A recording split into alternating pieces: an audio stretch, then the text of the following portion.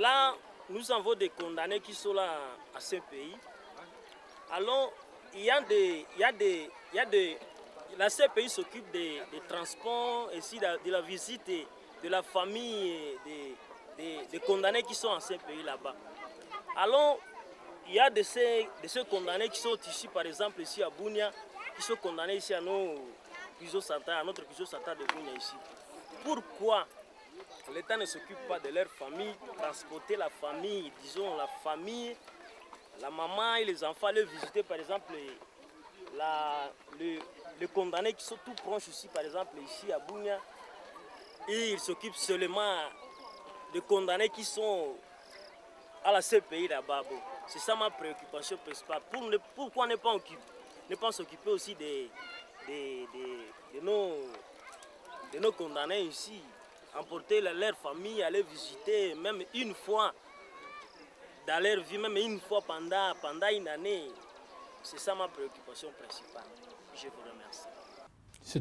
C'est une bonne question. Alors, il faut distinguer, quand on étudie cette question, deux points spécifiques. Il y a d'abord la question des visites en elles-mêmes. Au Congo aussi, on peut visiter des personnes qui sont en détention.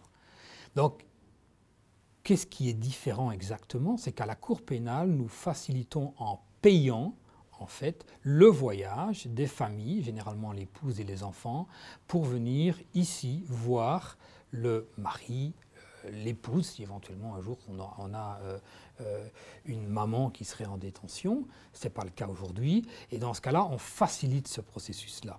Les États n'ont pas entériné cela comme un droit. Attention.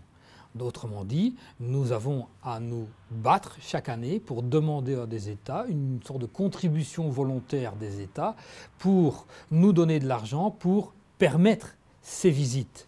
Mais en soi, le droit, c'est un droit à avoir des visites, mais ce n'est pas un droit à ce que les visites soient payées par la Cour. Donc c'est la complexité. Donc aujourd'hui, nous avons des fonds, essentiellement donnés par, dans un premier temps, l'Allemagne et maintenant la Suisse, donc qui donnent de l'argent pour que les familles puissent venir voir ici nos accusés détenus. Ça leur permet d'avoir normalement jusqu'à 3 visites par an, maximum d'une dizaine de jours. Mais par contre, s'ils ont les moyens, ils peuvent venir visiter autant qu'ils veulent. Voilà, il y a une distinction qu'il faut faire entre le droit aux visites. Au Congo aussi, on peut aller à Makala, voir une personne qui est en détention. Mais au Congo, on ne paye pas les gens pour aller visiter. Ben ici, nous, c'est une exception. C'est une décision qui a été prise par le premier président de la Cour pénale de dire que du fait que c'est exceptionnel, effectivement, le fait qu'ils sont à 6000 km de chez eux, il y a une mesure effective à prendre et essentiellement à l'égard des enfants. Les enfants ne sont pas responsables pour ce que les parents auraient éventuellement commis. Voilà. Chez nous au Congo, à collaboration, on donne la liberté provisoire. Quelle est la procédure au niveau de ces pays pour donner les mises à liberté provisoire? Ça, c'est la première question. Deuxième question. Quel genre de personnes on peut arrêter par ces pays? J'aimerais savoir. Alors, je vais commencer à répondre à la deuxième partie de la question. Qui peut être arrêté par la CPI? On ne peut être arrêté par la CPI que lorsqu'une chambre préliminaire a rendu un mandat d'arrêt.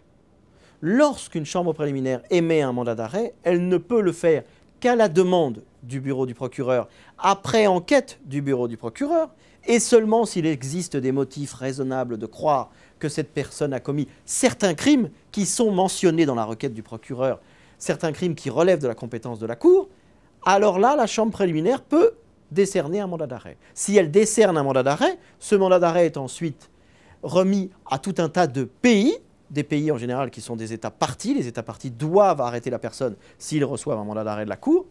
À ce moment-là, cette personne peut être arrêtée, elle doit même être arrêtée par les États parties au statut de Rome. Lorsque vous êtes détenu à la suite d'un mandat d'arrêt de la Cour pénale internationale, vous pouvez à tout moment demander votre mise en liberté à la chambre préliminaire qui a émis le mandat d'arrêt à votre encontre. Cela peut être fait à tout moment et la chambre préliminaire peut à tout moment décider votre mise en liberté. Si cette mise en liberté, lorsque vous la demandez la première fois, est refusée, le statut fait obligation à la chambre préliminaire de revoir tous les 120 jours sa décision de refuser la mise en liberté. Et la chambre préliminaire peut revoir cette décision et décider de vous mettre en liberté. La décision de mise en liberté peut être prise à tout moment lors de la procédure. Aussi bien au stade préliminaire, la mise en liberté provisoire peut être aussi faite par la chambre de première instance lorsqu'on est déjà au stade du procès. Il faut savoir que cette mise en liberté n'a pas été décidée très souvent par la Cour pénale internationale, même si en 2014, plusieurs personnes ont été remises en liberté après avoir détenu pendant 1 an dans l'affaire concernant Bemba et autres dans la situation en République centrafricaine. Donc cela a déjà été fait et cela sans doute se fera encore, mais c'est une décision des juges, c'est une décision de la chambre préliminaire. Pourquoi la CPI concentre-t-elle ses efforts uniquement en Ituri pendant qu'il y a des crimes qui se commettent ailleurs en RDC?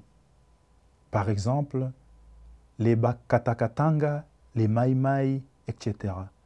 Les Ituriens constituent-ils une cible privilégiée de la Cour pénale internationale? L'affaire actuelle contre Bosco Ntaganda concerne en effet les crimes commis en 2002-2003 dans le district de l'Ituri, qui est devenu une province depuis. Depuis 2004, lorsque nous avons commencé nos enquêtes en RDC, la Cour a déjà jugé M. Lubanga, Katanga, Ngudjolo pour des crimes commis en Ituri à peu près à la même période. Le bureau du procureur, en effet, s'était d'abord focalisé sur ce district où les crimes parmi les plus graves avaient été rapportés. Mais nous avons depuis étendu nos enquêtes bien au-delà de l'Ituri. Nous avons, comme vous le savez, un mandat d'arrêt qui est toujours non exécuté concernant les crimes commis par le chef militaire des FDLR, Sylvestre Mudachumura, dans les Kivu. Nous travaillons donc depuis plusieurs années, aussi bien en Ituri que dans les Kivu. Nos enquêtes en République démocratique du Congo continuent. Nous continuons d'analyser les informations, les allégations, et ce n'est pas la fin de notre travail sur le territoire congolais. Nous discutons aussi avec les autorités nationales de façon régulière, afin qu'elles amènent elles-mêmes en justice les auteurs présumés de crimes de notre compétence qu'elles sont en mesure de juger. Pour ce qui concerne la République démocratique du Congo, comme pour d'autres pays, c'est l'État qui a fait appel à la CPI, et c'est la CPI, le bureau du procureur, qui a déterminé quelles étaient les orientations stratégiques et quelles étaient les priorités d'enquête sur le territoire de la RDC.